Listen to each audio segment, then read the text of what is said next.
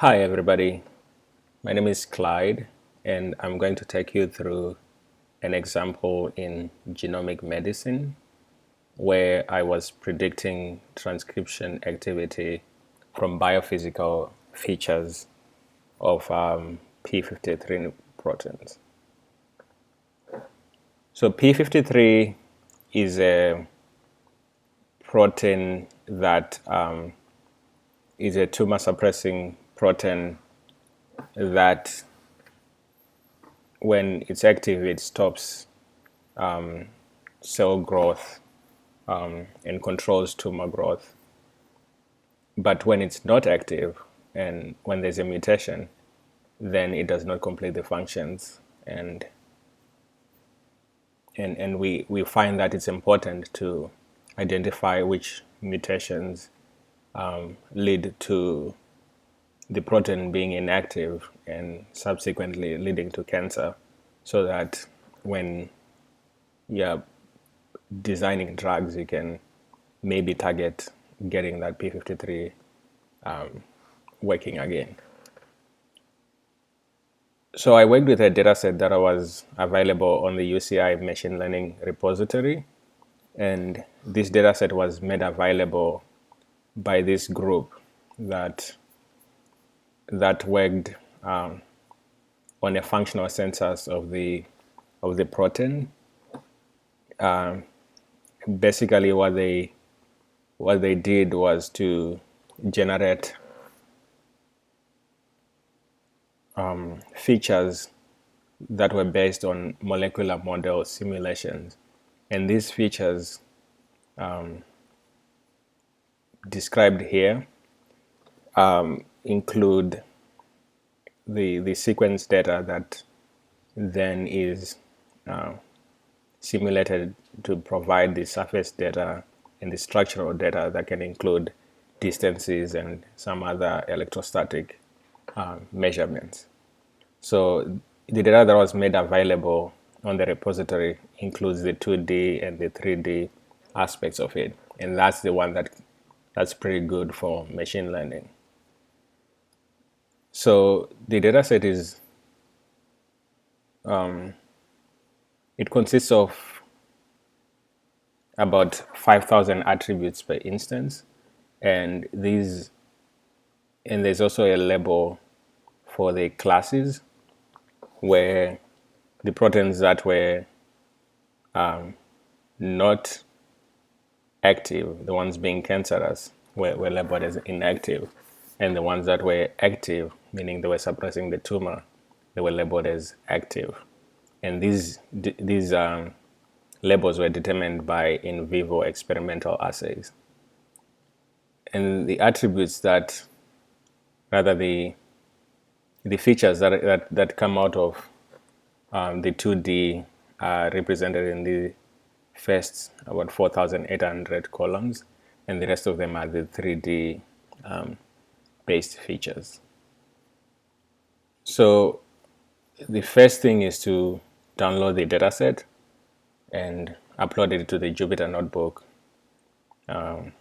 We can see in a glimpse that one of the columns is completely empty, and this is your class labels. We also have missing values around here. The first thing I did was to drop off that column, and that was the only now column. But before I could drop missing values, it's important to consider how they affect the classes. So given that the inactive are already a lot, what I found was that most of the missing values were actually coming from inactive proteins. So I was justified in dropping those missing values, and when I looked back at the data, it was still around 31,000, but the active proteins that we had, the few ones, were still available.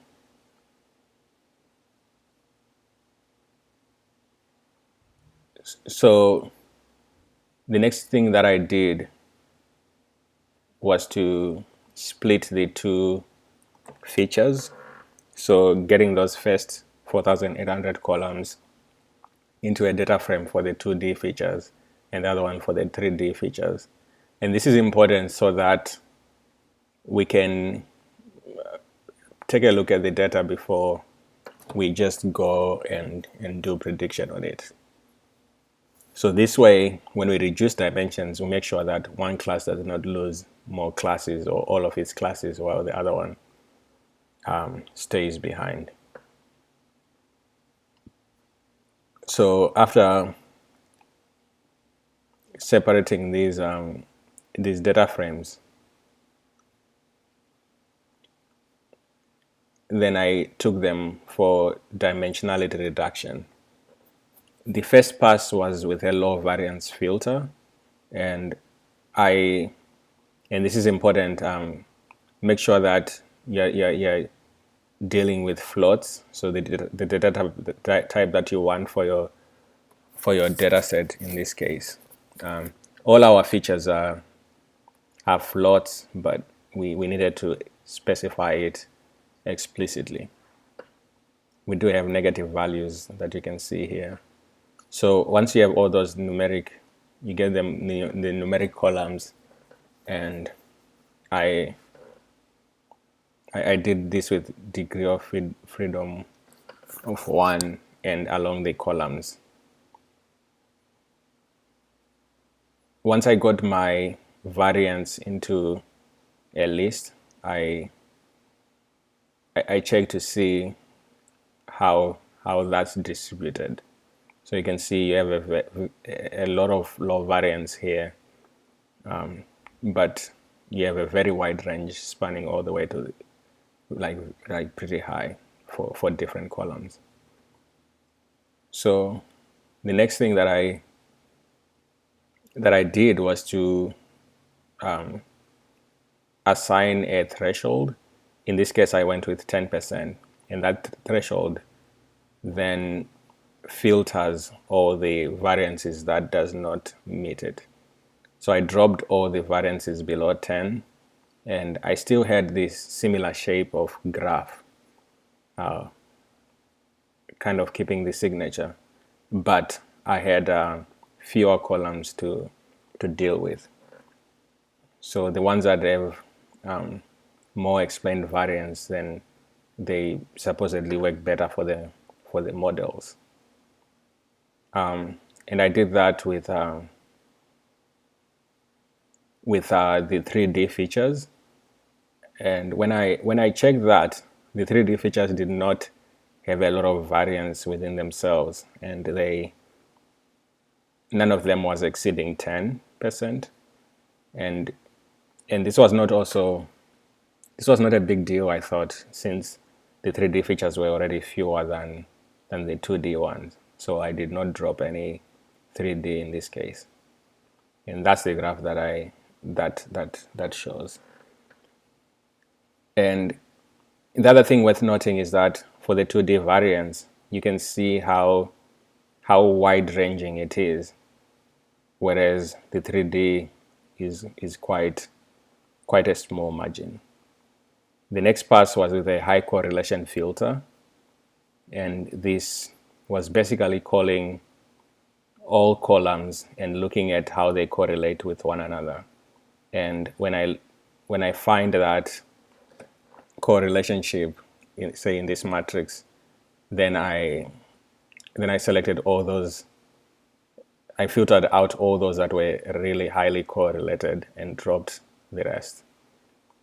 And so from here, for the 2D, about 63 columns were dropped using that threshold, and for the 3D rather, about 47 columns were dropped using that particular threshold. So we can join back all those data frames and add the labels and save them so that we can use them in machine learning with Spark. For that, I was using my virtual machine.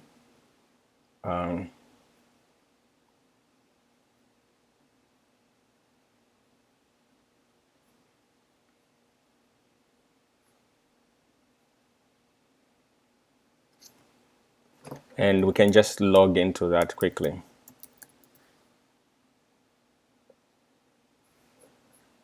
So I transferred all the files from my Mac to the virtual machine, and I find that using Drive is the best way to go, because drag and drop ends up generating a lot of memory. So uploading the data to Spark, the CSV file, and we can pick into it and make sure that we're getting the right things. So I selected these few columns deliberately, a few from the 2D and the few from the 3D features. So then I went that with a small data frame to apply the machine learning formula on it. And I used logistic regression to do predictions on the data set.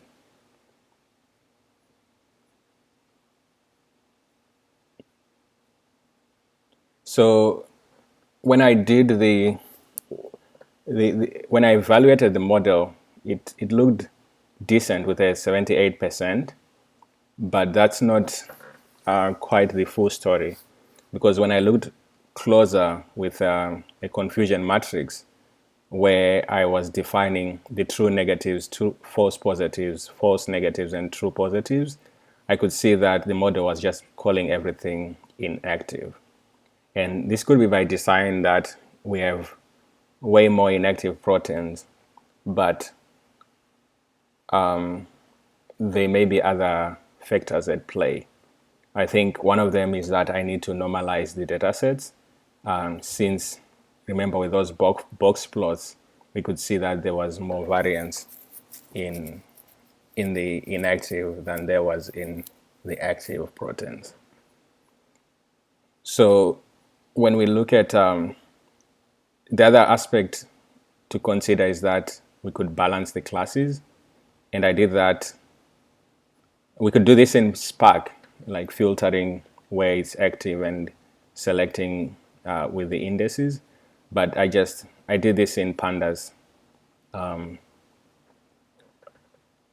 and I collected all the indices that I selected randomly to match the length of the active indices. So with the balanced data frame, then I took it back, hoping for more luck, and I took it through logistic regression again, and at the end I predicted on the test, and while it's now a lower percentage, it's still calling everything inactive. And again, I think that has to do with the normalization that we need to do in order to have equal weights for the attributes. I also looked at the training, and it's also not training well. The model is just learning and calling everything inactive. Alternatively, I went with a decision tree regression, and the RMSE for that was about 0.07, but I also got a negative value that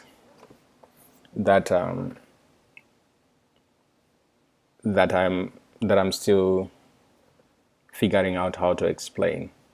And the next steps that I'm going to do, and that we should consider, is really normalizing our data sets and figuring out why it's calling everything inactive. So what's important, what I took you through, is how to get the data set from an online repository like UCI, download that data set, and cleaning it up for missing values and reducing the dimensions when they are too big. So you have options to tune all those parameters and optimize what works best. And then for prediction, then you can use Spark with the machine learning library, and you can go through different models, or you can figure out how to optimize it as I was doing, and and and and also how to eventually scale it so that it works on your big data set. Thank you, everybody, and thank you to the staff for a wonderful semester. Bye-bye.